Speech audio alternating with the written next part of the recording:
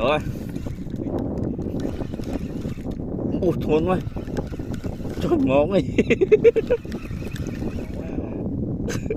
Cái lỗ tiền. Ôi ngon quá.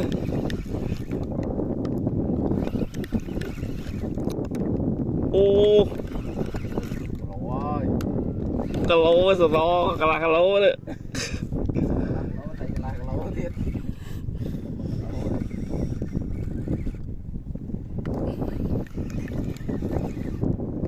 Ô lá nữa ngon cái lỗ thấy mà cái lỗ ấm mà cái lỗ cái lát này tắt cho mới pioi mai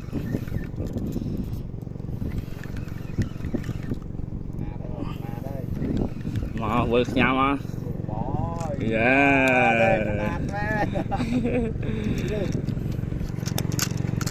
chỗ đây về chỗ sao vậy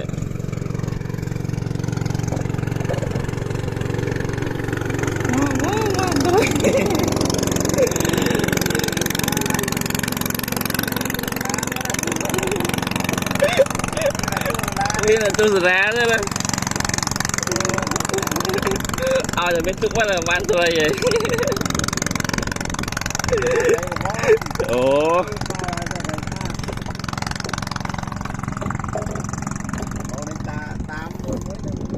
mùi thằng mùi đó nè ô mùi khót tắc bia nó chẳng là liệt ra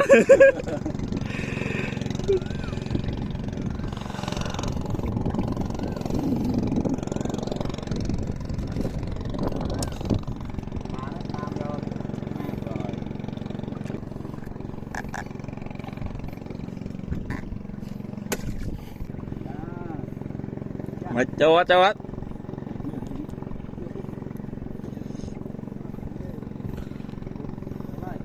dạ thằng này đó thấy ta thấy thằng khỏi trâu này thấy đó anh rãi à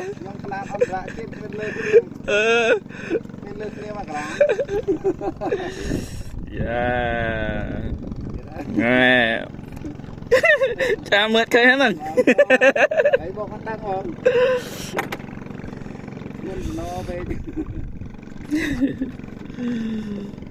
đố chỗ trong này